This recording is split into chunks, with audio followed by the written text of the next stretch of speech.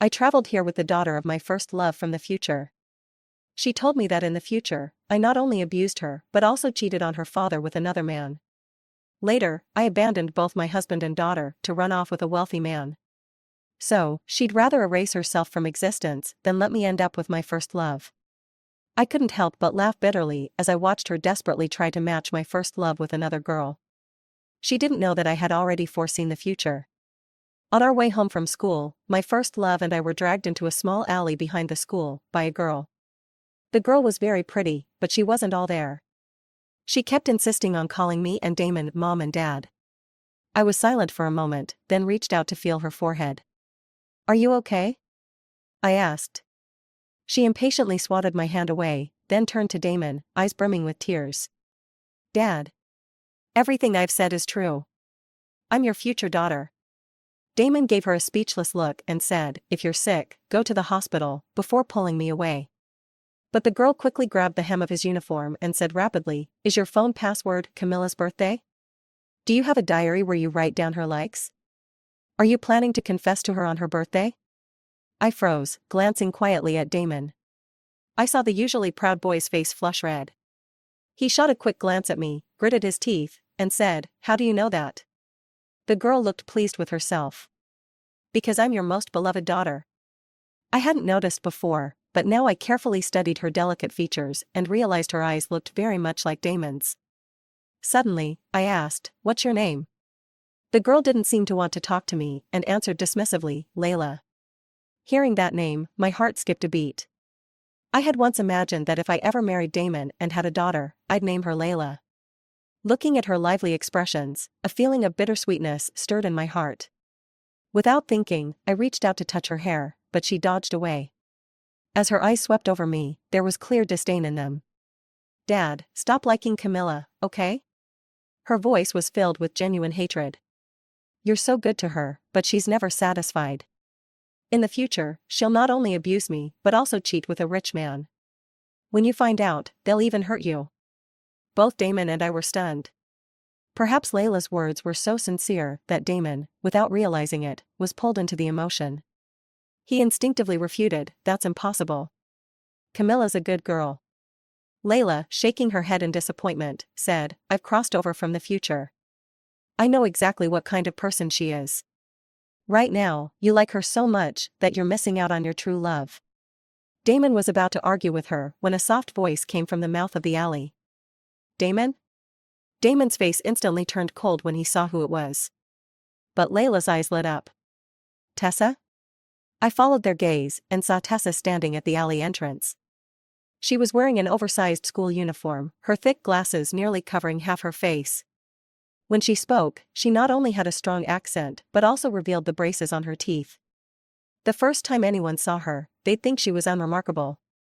But this Tessa had done something most people couldn't even imagine. She had confessed her feelings for Damon in front of everyone during the school basketball match. At that time, Damon had politely rejected her. But that event became a topic of gossip among the students, with everyone secretly mocking her for being delusional, ugly, and dreaming too big. Everyone thought Tessa would give up, but unexpectedly, she didn't. From then on, whenever Damon was around, Tessa's figure could always be spotted. Eventually, Damon grew tired of her persistence, started giving her the cold shoulder, and even occasionally mocked her. Yet, Tessa never left. She still chased him. At that moment, Damon didn't show her any kindness, pulling me along as he tried to leave. But as we passed Tessa, she grabbed the sleeve of his uniform. Damon frowned at her hand. Tessa immediately released it and carefully took 2 movie tickets out of her bag. "Damon, can I treat you to a movie this weekend? Consider it my way of thanking you for helping me last time." Tessa came from a poor family, and her strong accent made her an easy target for ridicule at school. At first, it was just verbal abuse. But after her confession to Damon, she had completely enraged a girl in school who secretly liked Damon. The girl, along with her little group, started bullying Tessa. When Damon found out, he gave them a serious warning, and that's when they stopped. Damon didn't take the movie tickets from Tessa. Instead, he raised an eyebrow and asked, "You can barely afford your tuition, and you're wasting money on movie tickets?" Tessa's face turned red, and she mumbled, "I earned this by doing part-time work." Damon was taken aback for a moment, then awkwardly looked away. I'm busy. This weekend is Camilla's birthday. As Damon pulled me out of the alley, I looked back one last time. I saw Layla stomping her foot in frustration, while Tessa was staring intently at the hand Damon had around mine. In her eyes, I saw strong jealousy, resentment, and even hatred. I couldn't help it. Damon and I had grown up together. Not only had I spent so much time with him, but our backgrounds and looks were also a good match, so I was often used as a tool to humiliate Tessa. But I didn't like it. After warning them multiple times, they finally stopped comparing me to Tessa. Tessa had come to me once. She told me that I was just lucky. If she had the same family background and looks, she would be standing by Damon's side too. At that moment, I was thinking about the solution to a math problem in my mind, but I still smiled and replied, Tessa, instead of saying all this to me, why don't you go home and do more practice? Since you can't change your natural gifts, it's better to work hard to change your future. Unfortunately, Tessa misunderstood my words and thought I was mocking her grades. From that day on, she started to dislike me even more. My thoughts returned to the present, and we had reached the building downstairs. Before parting, I asked Damon what he thought about Layla's situation. He scoffed and said, she thinks that just because she looks a little like me, she can try to take advantage of my future daughter? Then he glanced at me, his ears turning slightly red, and our future daughter wouldn't talk behind your back like that. She'll be well behaved, just like you. My heart felt warm, and I couldn't help but think, maybe I was just overthinking things. Could time travel really be possible? Perhaps that name was just a coincidence. After today's strange events, I had a bizarre dream that night. I dreamt that I was sitting in front of a strange vanity table, holding my phone and about to send a message. I saw a message from someone named Jack, come with me. And the message I had already typed but hadn't sent yet was, okay. It all felt so absurd, and as I looked up, I accidentally made eye contact with my reflection in the mirror. My eyes were still beautiful, but there was a deep exhaustion on my face, as though I had gone through some kind of hardship. But before I could take in the surroundings, my alarm clock went off. It was time to wake up for school. I sighed, thinking to myself that I must have lost my mind. This weekend, my friends gathered to celebrate my birthday. After we had dinner, we were planning to move the party to another location. I was both looking forward to the birthday gift Damon would give me and wondering if he would confess to me today. But Damon was clearly distracted, glancing at his watch from time to time. When the thunderstorm hit outside, he stepped out to make a phone call, and when he came back, he was still in a daze. My earlier excitement quickly faded by half. I really wanted to ask him, didn't he say he didn't care about Tessa's invitation? So why was he acting like this now? My best friend, Rory, noticed the tension between us and immediately picked a duet for us to sing, teasing us into performing together. Damon snapped back to attention and smiled gently at me. May I have the honor of inviting the princess to sing a song? This was a game we used to play as kids. Damon would pretend to be the knight who killed the dragon, and I would play the princess who was kidnapped. Every time he saved me, he would shamelessly ask for a kiss. My mood improved a little, and I nodded. But just as Damon and I were halfway through the song, someone suddenly burst in. It was Layla. I looked at her drenched clothes and felt a strange sense of sympathy. Ignoring the surprised looks of everyone, Layla hurried over to Damon and said, Dad. You have to go save Tessa. She's been caught by her father's creditors and is in danger. Damon froze for a second. Before Layla could react, he rushed out immediately. For a moment, my mind went blank, but my feet betrayed me, and I followed him out. The rain was pouring outside, and I struggled to keep up with Damon, shouting his name. But he never turned around, running faster and faster. Suddenly, I tripped and fell to the ground, my calf scraping against something sharp.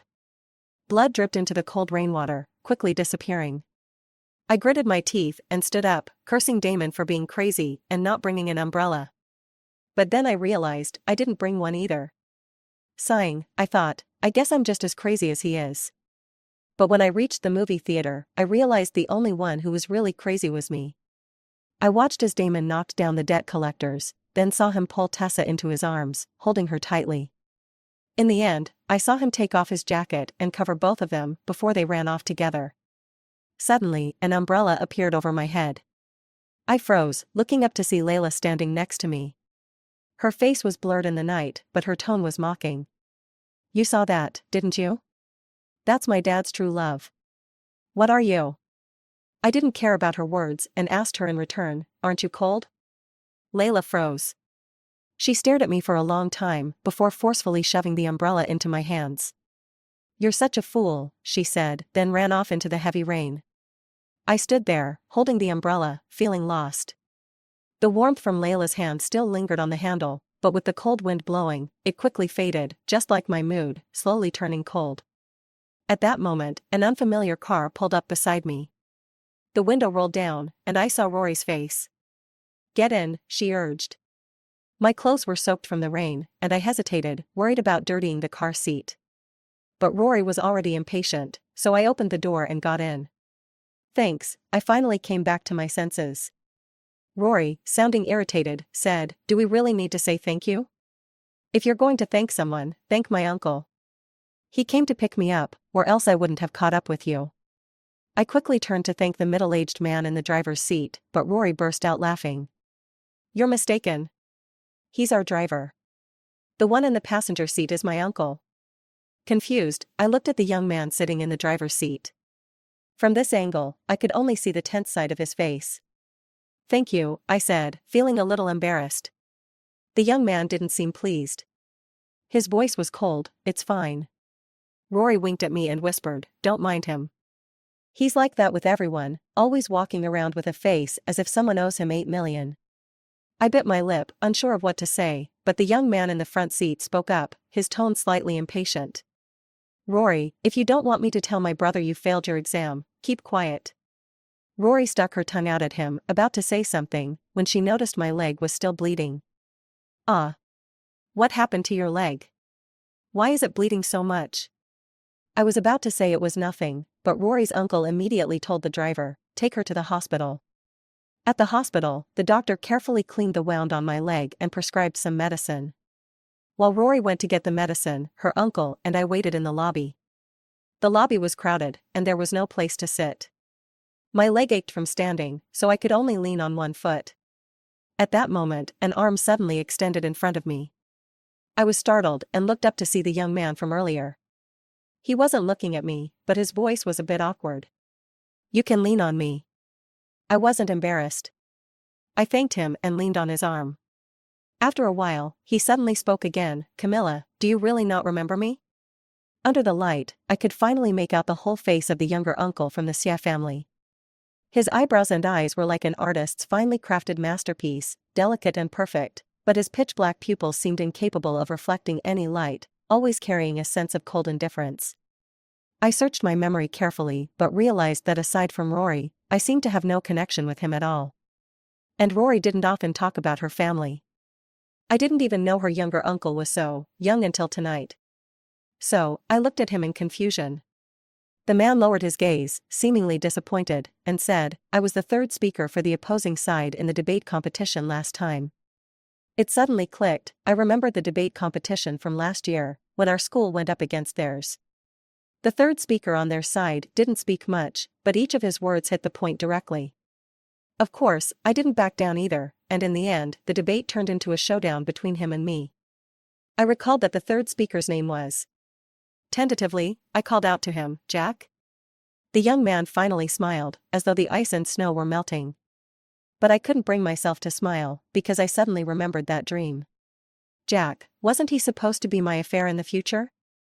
When he dropped me off at home, Rory pulled me aside with obvious concern. What's going on between you and Damon? I remembered Damon running off with Tessa, and the image of his back made my heart ache as if pricked by needles. I forced a smile at Rory and told her it was fine. But only I knew that I had begun to feel a sense of crisis about Tessa, the girl I had once paid no attention to. Maybe it was because I got wet in the rain, but that night I developed a high fever. Dizzy and feverish, I had another strange dream. The room was dim, with no hint of sunlight. I was lying on the floor, watching Damon, who looked noticeably more mature than he does now, walk out of the room. I didn't know how much time passed, but someone pulled me up. Their hand was noticeably smaller than mine, but the palm was incredibly warm. She took me downstairs and pushed me into someone's arms. The scent of faint orange blossoms filled the air in that embrace. For some reason, it gave me an inexplicable sense of comfort. When I woke up again, 2 days had already passed. My mother was sitting by my bed, her face full of worry. Only after I told her I was fine did she finally relax and hand me the porridge she had made. As I ate, I noticed a beautifully wrapped box by my bedside. My mother told me, "I don't know what's going on with you two. The moment you came back and collapsed, Damon showed up, looking all disheveled. He knew you had a fever and stayed by your bed to take care of you the whole night. No matter how much we tried to send him away, he wouldn't leave. He left this box for you as a birthday gift." I remained silent, not saying a word. When my mother went to wash the dishes, I opened the box. Inside was a finely crafted necklace. The crystal swan on the necklace sparkled under the light.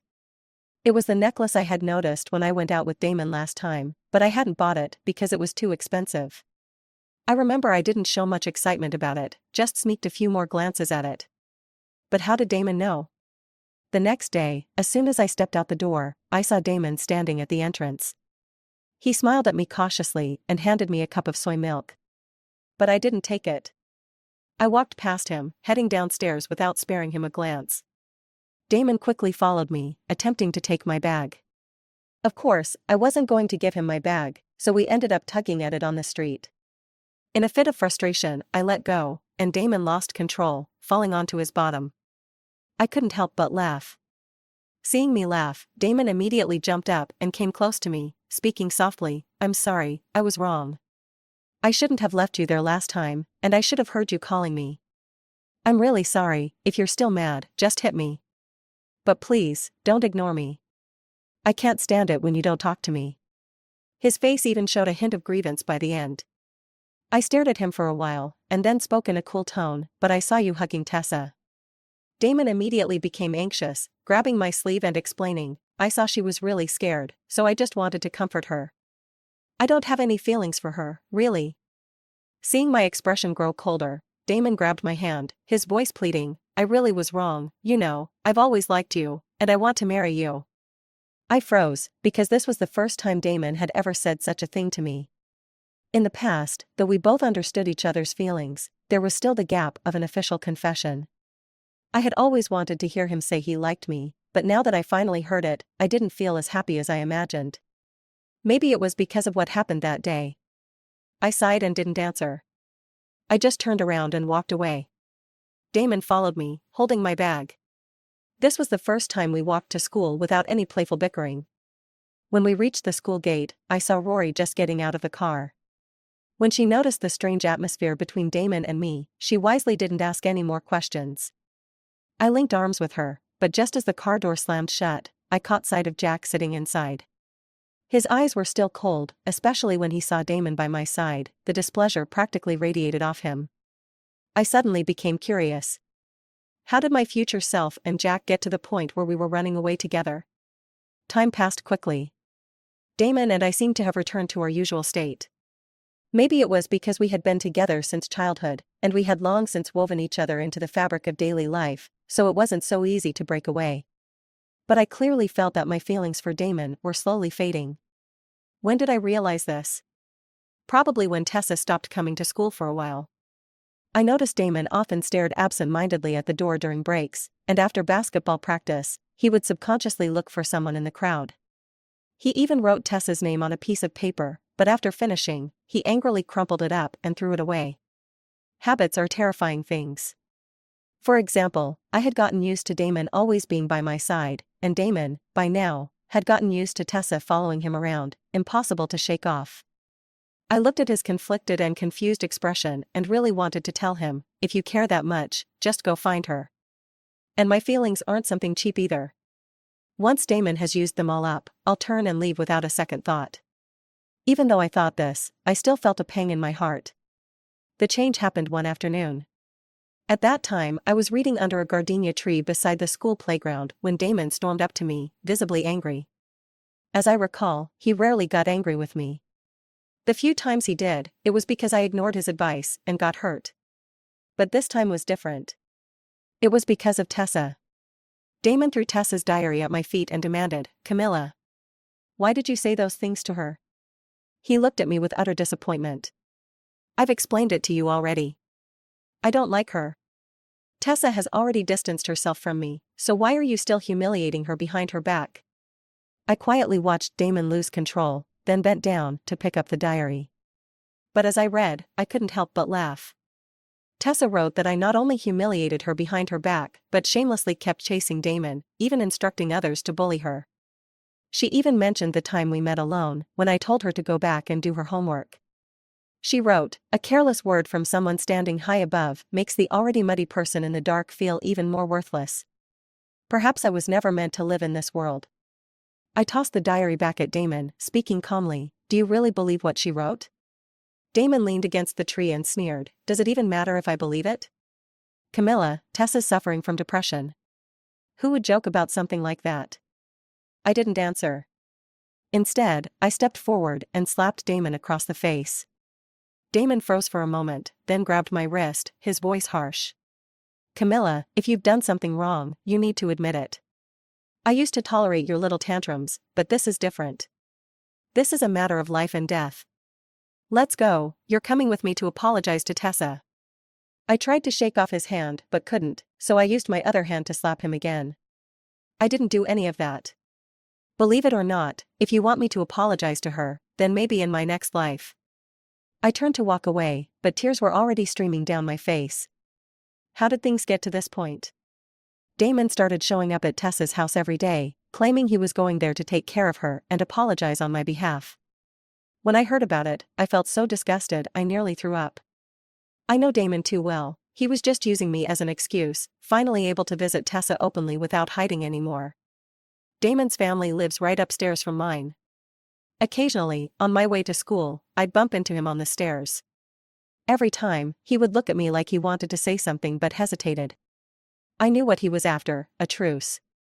But I thought he was delusional, still unable to let go of Tessa, and unwilling to leave me behind. Purely ridiculous. That day, I was at home, studying, when my phone started ringing incessantly. I opened the messages and saw a bunch of photos of Damon and Tessa. In the photos, Damon was smiling at Tessa gently, his gaze full of emotions he probably didn't even realize. And Tessa, as if knowing these photos would get to me, smiled provocatively at the camera from a position Damon couldn't see. So, where exactly did she seem like someone suffering from depression? I clenched my phone tightly, waiting for the other person to send another message. Luckily, they sent one soon after. "Goodbye, your 17-year-old true feelings," the message said. "Next, I'm going to tell Damon the truth, and he'll leave you for good." It was Layla. I didn't care too much, though I was curious, just how unworthy of me was my future self, that Layla would disappear just to stop me from being with Damon? Her efforts weren't in vain, though. It seemed like the ending would play out exactly as she wanted. But still, every time I thought about Layla disappearing, my heart ached strangely. Was it really blood ties pulling at me? Layla worked fast. The next day, after school, Damon pulled me into an empty classroom. Of course, besides me and him, Layla and Tessa were there too. Damon didn't waste words. With red eyes, he came straight to the point. "When we were kids, spending the summer at my grandmother's in the countryside, I accidentally fell into a deep pit. Who saved me that day?" I was taken aback, only then realizing what he was referring to. It was that incident. At the time, Damon had just started middle school. On his way to school, he had a car accident, leaving him unable to stand for a long time. During that period, his temper grew worse, and he'd throw things in anger over the smallest frustrations. No one wanted to be around him, not even his parents, who avoided him as much as possible. But I was just too naive, thinking that Damon was just too sad, that if I stuck by him long enough, he would eventually get back to the gentle Damon I knew. So, I put up with his bad temper and started helping him with rehab every day. Sometimes, I'd tell him jokes to cheer him up. And, of course, I made sure to explain all the school lessons to him. During that time, I took double the notes. But Damon remained moody and distant.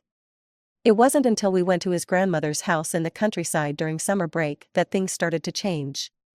I remember, that day, for some unknown reason, he insisted on pushing his own wheelchair outside. When evening came and I hadn't seen him return, I went out to look for him. I found him lying beside a deep pit.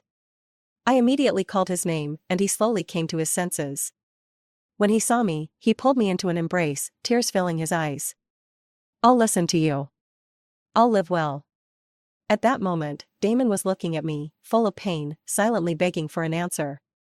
I said, I don't know. All I saw was you lying by the pit. Tessa, on the other hand, was crying as she looked at me. You're lying. You lied to Damon. If it weren't for you, how could he have forgotten me for so many years? I thought he always remembered me. I stared at them coldly and said, word for word, say that again, but I really don't know who saved him. Damon woke up on his own and didn't say anything, so how could I know what happened? I mocked them, and I never said I was the one who saved him. Whatever he imagined, that's on him. I'm not interested in stealing someone else's things. Enough. Damon finally couldn't take it anymore. His face was full of disappointment as he looked at me. All these years, it turns out I was in love with the wrong person. I stayed silent for a long time before suddenly laughing. Damon, I'm curious. Even if a dog had passed by and saved you back then, would you have fallen for it? If so, your love must be pretty cheap. Cheap enough that he didn't deserve me. Layla was right, it was time to say goodbye to my 17-year-old true feelings. In the end, Damon dragged a sobbing Tessa out of the room. I just leaned wearily against the wall, my mind in chaos. Suddenly, I heard a soft sound behind me. I turned around immediately to find Layla, who had been forgotten by everyone, standing in the corner, her nose bleeding profusely. I was so scared I almost called for an ambulance, but she held my hand to stop me. Reluctantly, I took her to the bathroom to clean up. After we left the school gate, I noticed Layla standing there, staring off into space. Something about her made my heart ache inexplicably. Without thinking, I turned back and walked up to her. Want to stay at my place tonight? I asked bluntly, and she hesitated before answering. But thankfully, she agreed. When we got home, my parents had already made dinner and were sitting on the couch waiting for me. I told them Layla was my classmate and would be staying over tonight. They both had no problem with it and even pulled Layla into a conversation, clearly liking her. For once, I saw Layla, the sharp-edged girl, quietly behaving in front of them. Then, my mother suddenly said, now that I think about it, Layla's nose and mouth, they actually look a bit like yours. And that mole between her nostrils, you used to have one, but you got it removed. I froze for a moment and looked at Layla, who was also gazing at me with a complex expression. At first, I only noticed how Layla resembled Damon, but now, I saw some features that looked like mine. The feeling was indescribable. Besides my parents, it turned out there was someone else in this world who was blood-related to me. To avoid my parents suspecting anything, I took Layla back to my room after dinner. Perhaps it was because Layla was sleeping beside me, but that night, I had an incredibly long dream. In the dream, Damon and I were married. He still spoiled me like he did when we were kids, treating me like a fragile treasure. We had so many sweet moments, just like I used to imagine, forever in love. But then, we had our first fight after marriage. It was because he didn't want me to go back to work after we had a daughter. We argued terribly, so much so that our parents got involved. For many days after that, Damon didn't come home. In the end, he apologized first. He told me he was upset because he didn't want me to be so exhausted, taking care of the baby and working at the same time. He said he could support us both, and all I had to do was be his princess. I softened and agreed to stay at home for good. At first, Damon came home on time and brought me all kinds of gifts. But gradually, he came back later and later, and sometimes I could smell unfamiliar perfume on him. I grew suspicious, so one day I decided to surprise him at his office. That's when I saw Tessa clinging to his arm, laughing and talking. In the dream, Tessa was no longer the shy girl from high school. She had taken off her thick glasses, put on makeup, and looked confident and elegant. When they saw me, they both panicked and moved away. Tessa tried to greet me, but I ignored her and looked at Damon. Damon was obviously flustered. After he got rid of Tessa, he pulled me aside and tried to explain. At first, Damon had felt guilty toward me, but over time, he became more impatient and even started comparing me to Tessa. He said I wasn't as strong or as confident as Tessa. That was when my mother was in the hospital, and the stress was overwhelming. His words broke me, and I completely collapsed. That was also when I met Jack. He was my mother's doctor. He told me that Camilla is Camilla, and there's no need to compare her to anyone else. Just that one sentence was enough to pull me back from the edge. At the end of the dream, I saw Jack reach out his hand to me, saying, "I've always been here. If you turn around, you'll see me." This dream felt so real that it made me start to believe that this might just be the slightly tragic future awaiting me. When I woke up, I still had traces of tears on my face. Looking up, I saw Layla sitting at the table, staring blankly at a photo of us. In the photo, I was smiling brightly, holding my parents' hands. "Layla, why did you lie to me?" I suddenly spoke.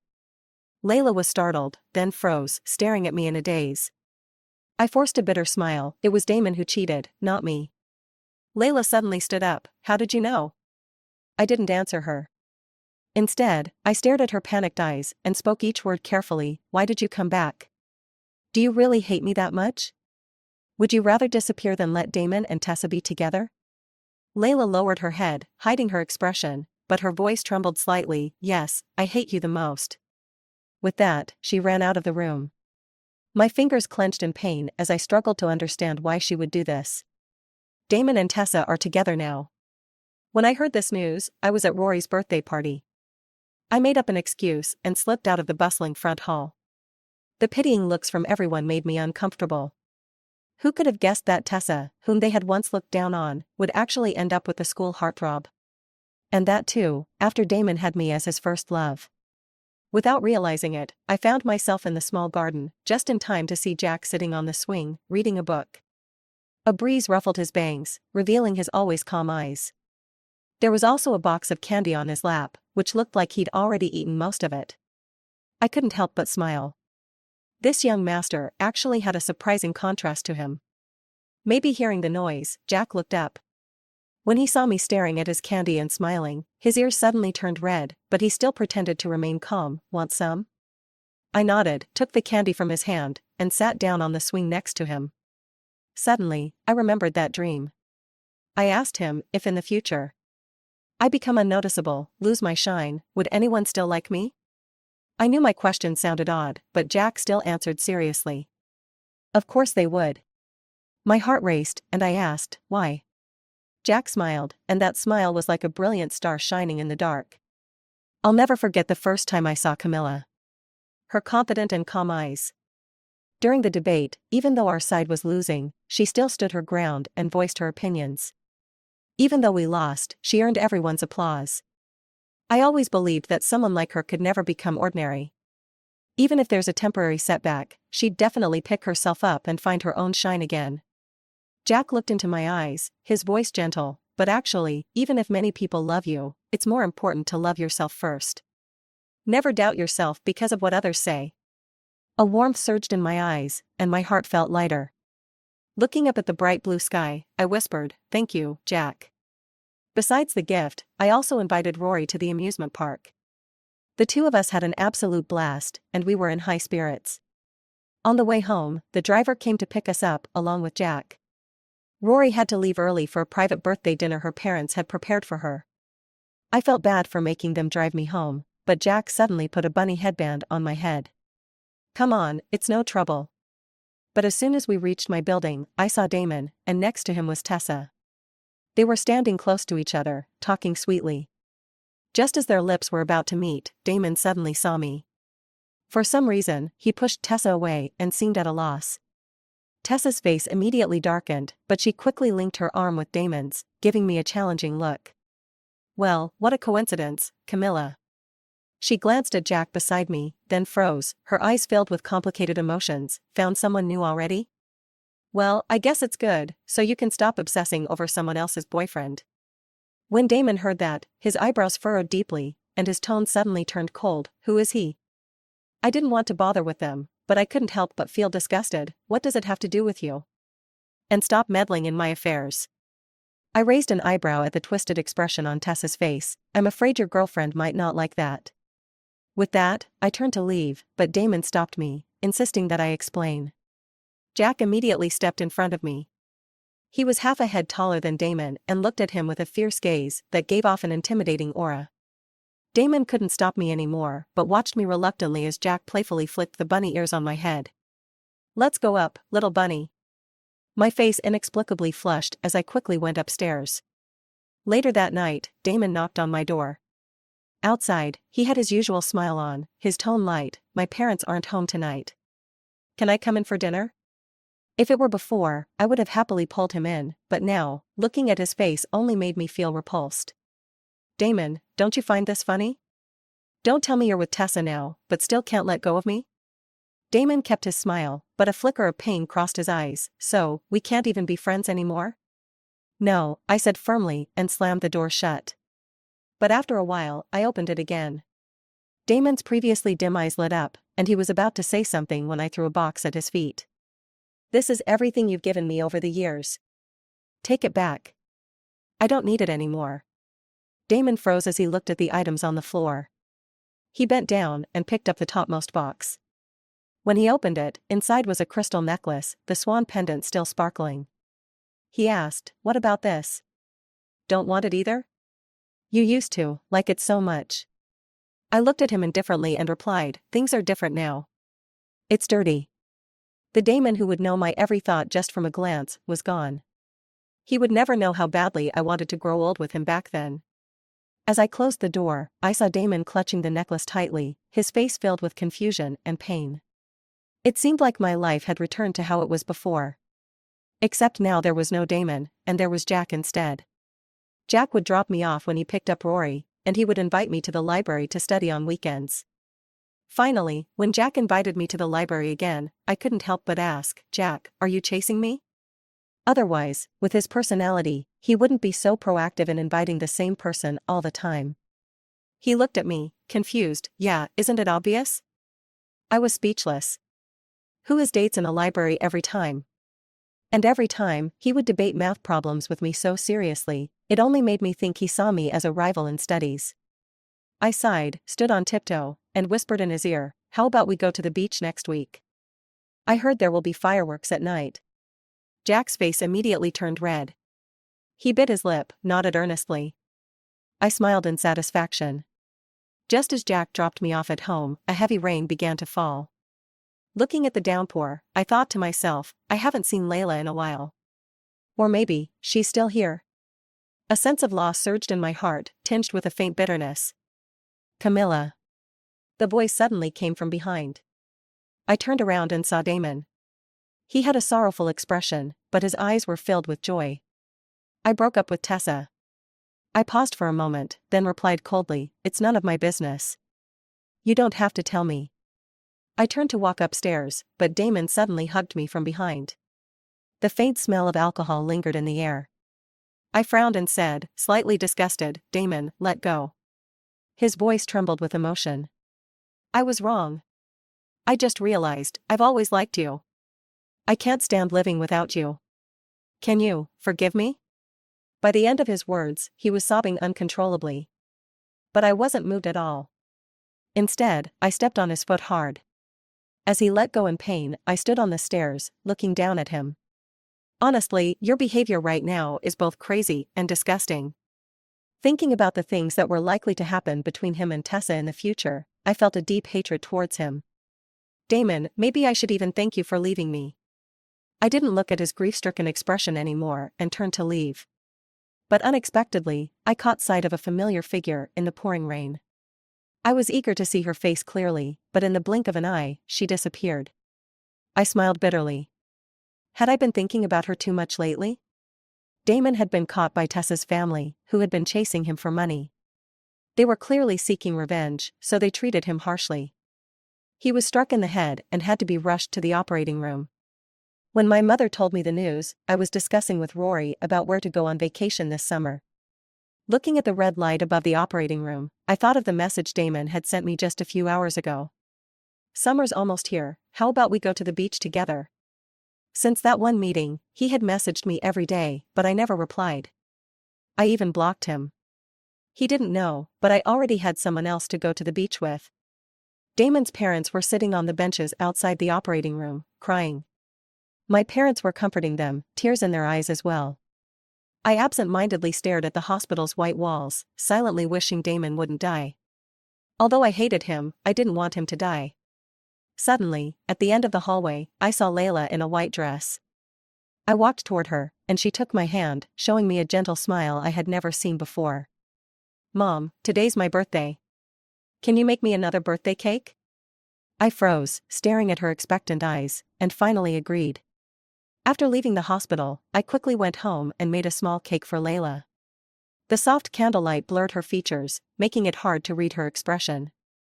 But then she suddenly spoke. I was the one who told them where Damon was. She looked up. I'm the one who got Damon into the hospital, his life hanging by a thread. I stared at her, overwhelmed with so many questions I wanted to ask. I wanted to ask, hadn't she always been helping Damon? Didn't she always hate me? Why was she doing this now?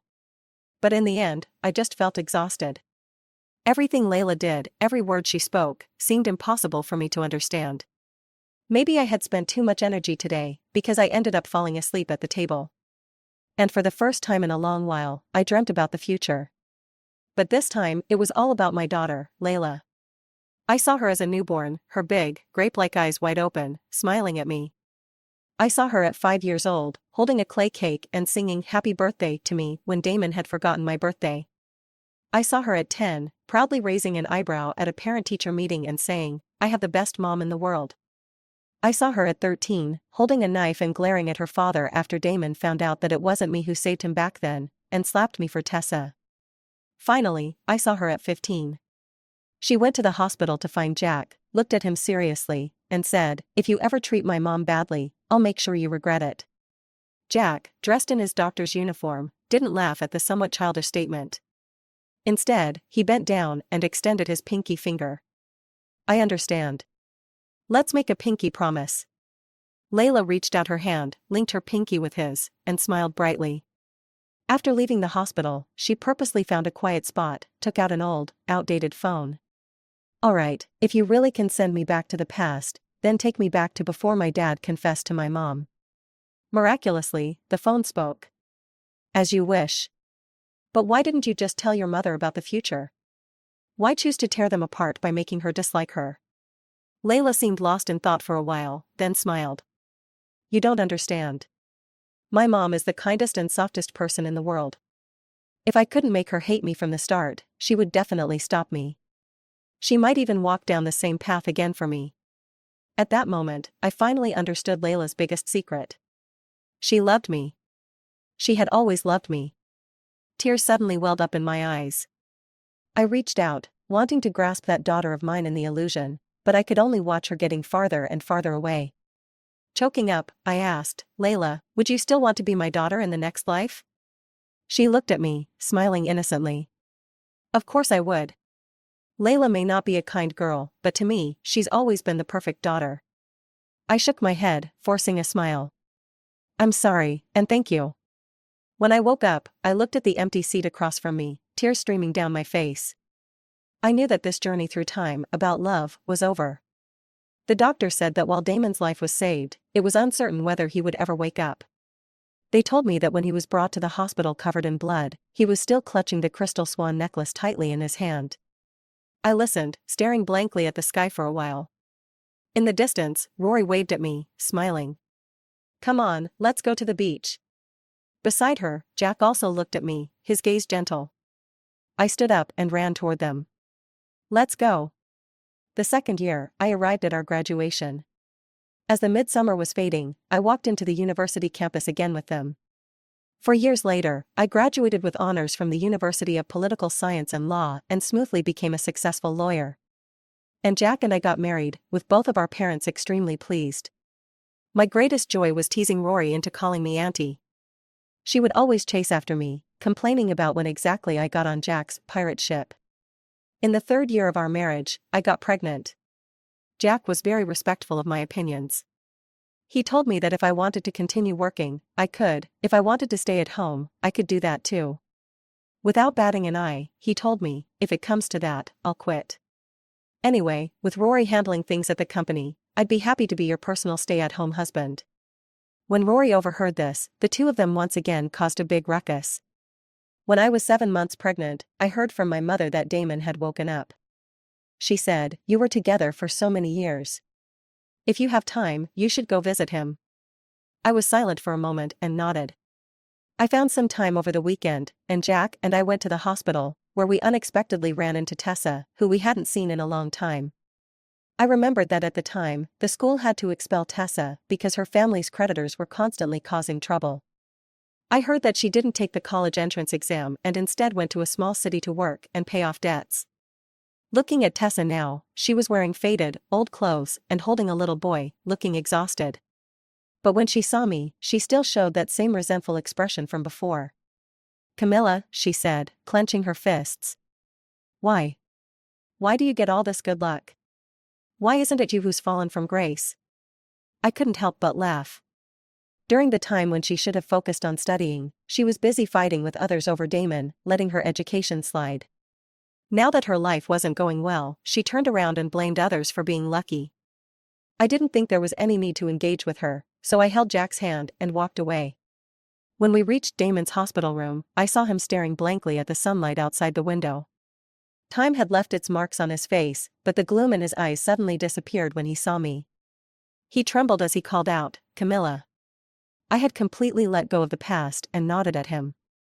But as soon as the corners of his mouth lifted slightly, he saw Jack behind me, and then his gaze dropped to my rounded belly. Damon looked at me with sadness for a long, long time. Finally, he closed his eyes and softly said, "I wish you happiness." I placed my hand on my belly and smiled at him from the heart. "Thank you." 3 months later, I gave birth to a daughter. Her eyes were as bright as stars, small and curled up in Jack's arms, making the usually cold and serious man soften his expression. But when I saw the small mole on her nose, my eyes suddenly filled with tears. End.